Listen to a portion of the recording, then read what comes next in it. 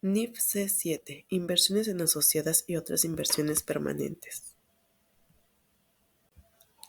Tiene como objetivo establecer las normas de evaluación, presentación y revelación para el reconocimiento inicial y posterior en los estados financieros de una entidad, de sus inversiones en asociadas y en negocios conjuntos, así como inversiones permanentes.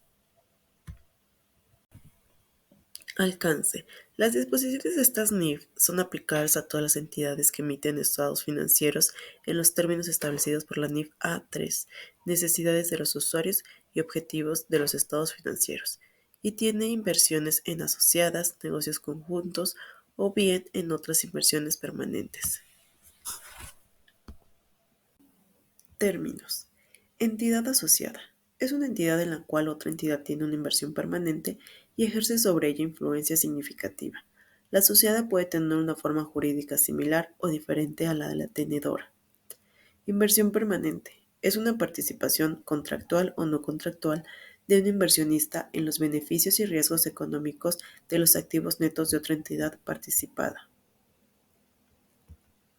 Inversionista. Entidad que mantiene una inversión permanente en otra entidad llamada participada. Participada.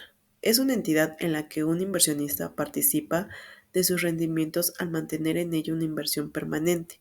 Una participada puede ser una subsidiaria, un negocio conjunto, una sociedad u otra inversión permanente. Subsidiaria. Es una entidad que es controlada por otra entidad. Puede tener una forma jurídica similar o diferente a la de la controlada. Por ejemplo, una sociedad anónima, civil, fideicomiso, una asociación, entre otras. Tenedora. Es aquella entidad que tiene derechos que le permiten ejercer influencias significativas o control conjunto sobre una sociedad o negocios conjuntos respectivamente.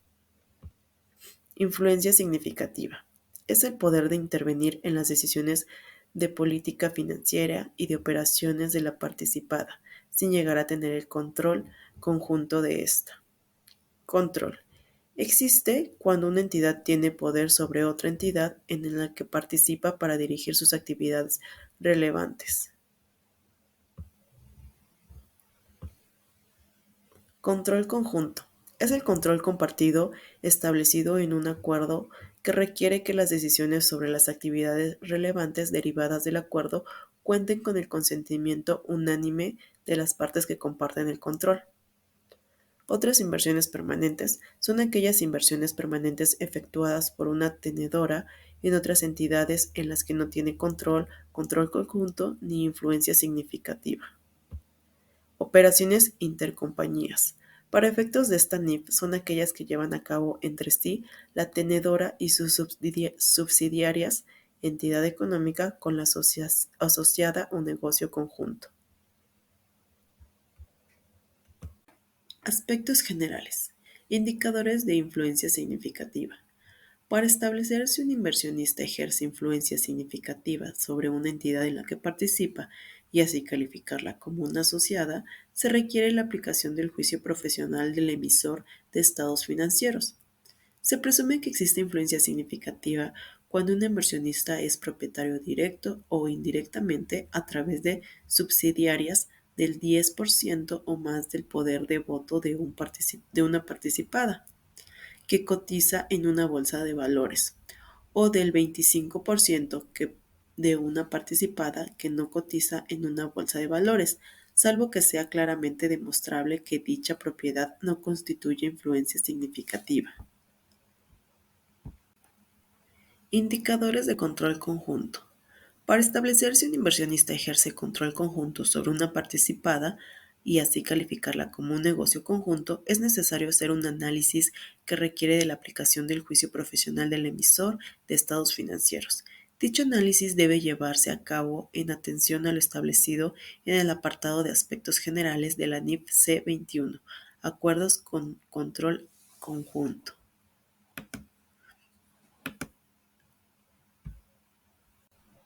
Normas de evaluación. Reconocimiento inicial. La inversión inicial de una asociación o de un negocio conjunto debe de reconocer a sus costos de adquisición. Reconocimiento posterior. Es el reconocimiento posterior. La tenedora debe evaluar las inversiones en asociadas y en negocios conjuntos mediante la aplicación del método de participación. Método de participación. Consiste en ajustar el costo de adquisición de la inversión en la asociada o en el negocio conjunto reconocido según los siguientes conceptos generados con posterioridad al reconocimiento inicial. A. Utilidades o pérdidas integrales de la asociada o del negocio conjunto en la proporción en la que participa la tenedora. B. Las distribuciones de utilidades y reembolsos de capital por la asociada o por el negocio conjunto o la tenedora. Utilidades o pérdidas integrales de la asociada o negocio conjunto. Con base en su porcentaje de participación en la asociada o en el negocio conjunto, la tenedora debe reconocer la porción que le corresponde a las utilidades o pérdidas integrales. Para ello, la tenedora debe reconocer la parte que le corresponde de la utilidad o pérdida neta de la asociada o del negocio conjunto, dentro de su propia utilidad o pérdida neta, y la parte que le corresponde de los otros resultados integrales. Tratamiento de operaciones intercompañías. En la aplicación del método de participación debe eliminarse de las utilidades o pérdidas integrales reconocidas en el valor de la inversión en la asociada o en el negocio conjunto, las ganancias o pérdidas generadas por las operaciones intercompañías del periodo y de periodos anteriores que nos hayan devengado con terceros. Esta eliminación debe hacerse en la proporción que le corresponda a la tenedora por A. Las operaciones intercompañías accedentes con las ventas de los activos de las asociaciones o de negocios conjuntos a la tenedora o a sus subsidiarias. B. Las operaciones intercompañías descendentes tales como las ventas de activos de la tenedora o sus subsidiarias a la asociada o al negocio conjunto. Reconocimiento de pérdidas en el método de participación. Las pérdidas de la asociada o del negocio conjunto deben reconocerse por la tenedora en la proporción que le corresponde como sigue. A. En la inversión permanente, incluyendo el crédito mercantil, solo hasta dejarla en cero. B. Si hay algún excedente, este debe aplicarse hasta dejarlas en cero a las cuentas por cobrar a largo plazo que la tenedora no tenga indicios de poder cobrar y que por sustancia económica pueden ser consideradas por la tenedora como parte de su inversión en la asociada. C. Si aún queda algún excedente después de aplicar lo indicado en el inciso anterior, en esta debe reconocerse como un pasivo. D. Cualquier excedente de pérdida derivado del inciso C no debe reconocerse por la tenedora. Distribuciones de utilidades y reembolsos de capital. Las distribuciones de utilidades acumuladas de la asociada o del negocio conjunto, así como los reembolsos de capital efectuados por la asociada a la tenedora, deben reconocerse por la tenedora, reduciendo el valor de su inversión permanente en la asociada o negocio conjunto. Otras inversiones permanentes. Reconocimiento inicial. En su reconocimiento inicial, las otras inversiones permanentes deben valuarse a su costo de adquisición. Reconocimiento posterior. Las otras inversiones permanentes deben seguir valuándose a su costo de adquisición. Normas de presentación. En el estado de resultado integral, la tenedora debe presentar en el rubro denominado participación en la utilidad o pérdida neta de otras entidades, respecto a sus asociadas y negocios conjuntos, lo siguiente. A. La porción de las utilidades o pérdidas netas reconocidas por la tenedora mediante la aplicación del método de participación. B. Los efectos de la evaluación de las inversiones permanentes disponibles para la venta, así como los efectos relativos a su disposición. C. Los efectos derivados de ajustar las inversiones permanentes por bajas en los porcentajes de participación de la tenedora. D. Los efectos de recibir los OVRI en las situaciones previstas por la NIF. E. Los dividendos decretados a su favor provenientes de ganancias que no hubieran sido reconocidas en la inversión permanente en la aplicación del método de participación. F. El importe de pérdidas por deterioro y reversiones reconocidas en el valor de las inversiones permanentes. Otras inversiones permanentes. Dentro del estado de resultado integral, en el rubro denominado participación en la utilidad o pérdida neta de otras entidades, debe presentarse respecto de las otras inversiones permanentes a. Los dividendos a favor decretados en el periodo. B.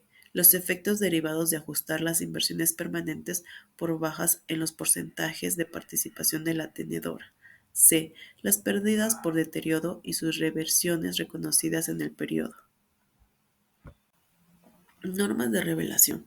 Una tenedora debe revelar información sobre el criterio utilizado para determinar que tiene influencia significativa o control conjunto sobre otra entidad.